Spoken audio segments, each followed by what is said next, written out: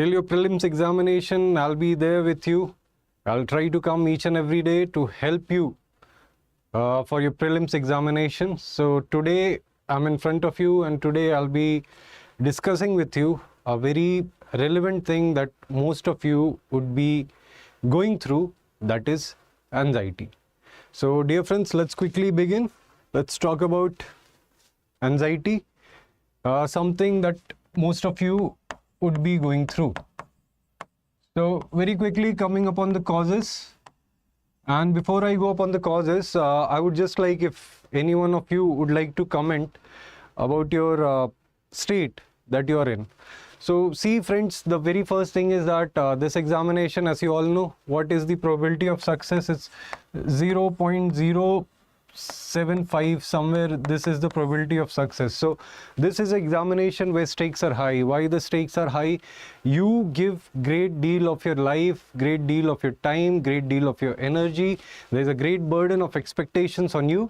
So this becomes a high stake examination, and as it is a high stake examination, so the pressure upon you increases, which could be one of the reasons why anxiety keeps on building up. Now anxiety per se is very natural, is very common. It happens whenever you are appearing for any big event, any big examination. This is bound to happen. It's not something that's very unnatural. Like you start doing something new, there would be anxiety in you. So anxiety is very common. What becomes very relevant over here is that what is the extent and the intensity of your anxiety. So it could be that everybody would be appearing for the examination in 36 days, but someone would be might more calmer, cooler, composed. On the other hand, there would be certain students, certain people who would be very much anxious. So what are the causes? The first cause is, this is a big examination. There is expectations from you. But having said this is very natural. What is unnatural is the level of your preparation. What is the level of your preparation versus the expectations that you have set upon yourself? There would be a mismatch. It could be that your preparation might not be that great. It could be that your preparation might not be top notch.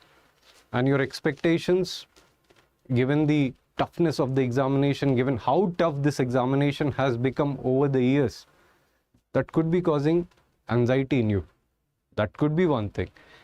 This, however, is still fine. What becomes troublesome is that when you start assuming things on your own.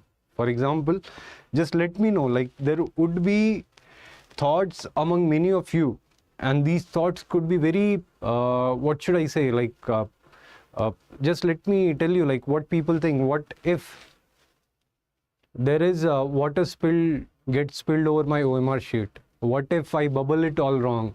What if my name is wrong? There would be many students. Let the examination come nearer and you'll see like people will start doubting their admit card also. Yeah, is my name right? Is this and this right? So these are the factors which are impacting you.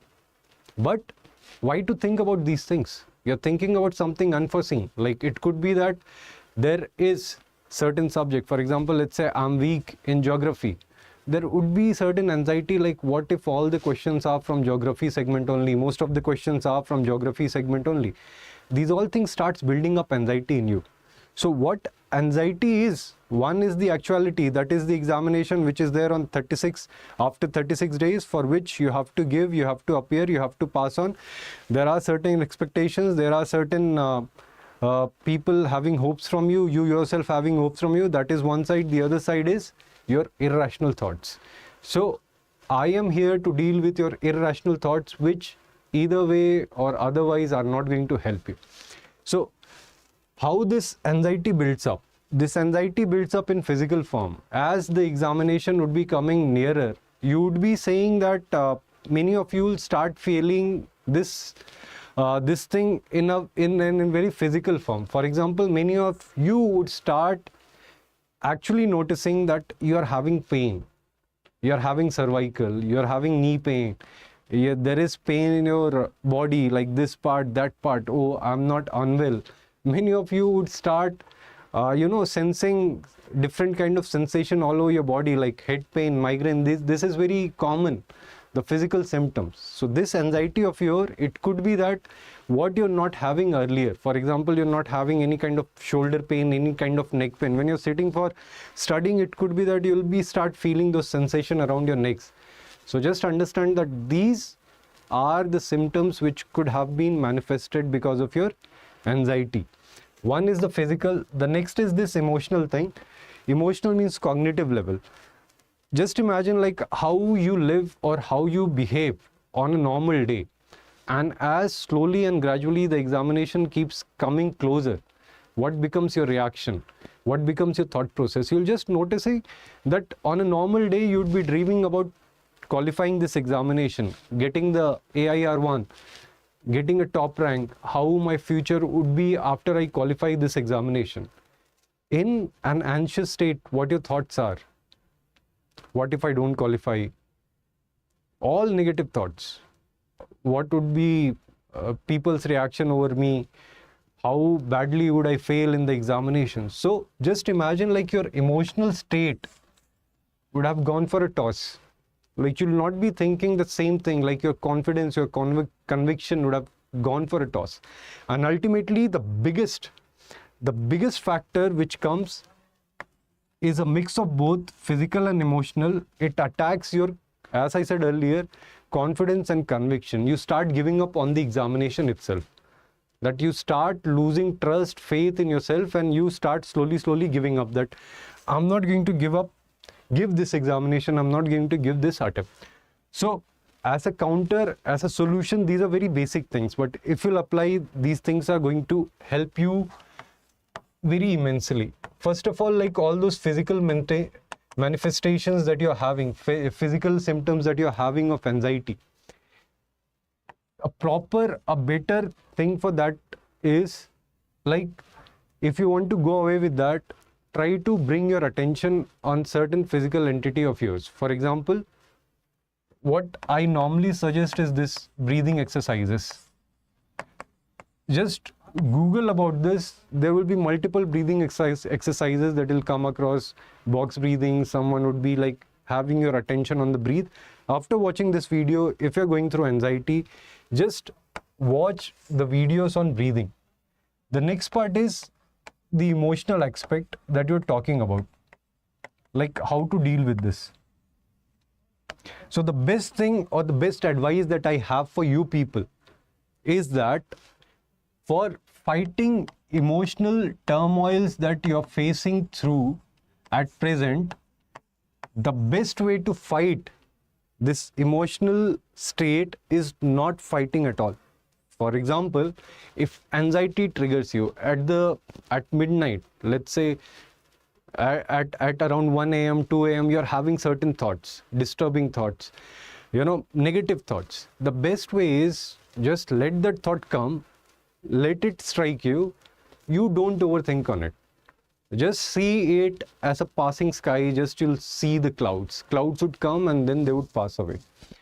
All those negative thoughts that you're having, do not make a story on that. Just cut the connection as soon as it comes. It is a very simple strategy. To give you an analogy, it's same as like if there is fire, till the time it will be having access to oxygen, the fire would increase and increase. The moment you cut the oxygen to the fire stops. This is exactly what you have to do. All those turmoils that you are facing, just don't give them fire. Just don't give them overthinking. Just let them come and let them go. What if, let us suppose a thought comes, what if I fill my OMR sheet? Here, that thing is 36 days away. We'll see it then. What if certain section comes more in the examination? If this anxiety triggers you, okay, let it be. What is the cutoff that is going? Even if I skip 4-5 questions, it's not an issue at all. I have other 90-95 questions to attempt. That's very fine. So the moment you get such emotional thought, just let it go. And last, the thing that we discussed about goals, people start giving up on your goals. So just let me tell you, just have faith, have trust, either in yourself that you'll qualify or else just leave it to your efforts, just leave it to some higher power if you believe. Otherwise also, if you don't, just let it be, just let it be on the destiny, just let it be on that day. We'll see it that day. And believe me, these three things are the best philosophy that I have come across after talking to many toppers. They just do not think about the result day or the prelims day. They are just like, we'll just go, we'll just perform. All those toppers, top performers, sports person that you see, they follow this philosophy. They do not indulge into overthinking, and hence, as a result of which, their anxiety level is normal. And I'm concluding again, the difference between those who will get selected and those who will not be able to perform up to the mark that day, it would not be because of knowledge, it would not be because of, any difference because of study material or course completion. It will be simply the game of managing your temperament, managing your anxiety on that day. So dear friends, you still have 36 days, make full use of it. If you're suffering from any issues, anything, I think like you all would be having mentors with you. Talk to them. If not, just leave your doubts, your confusion in the comment section. I'll be more than happy to address them. Again, reminding you, 36 days to go. Give your best shot, give your best attempt, and in these 36 days, a great deal of things can be changed. I wish you all the very best. I'll see you again. Till then, take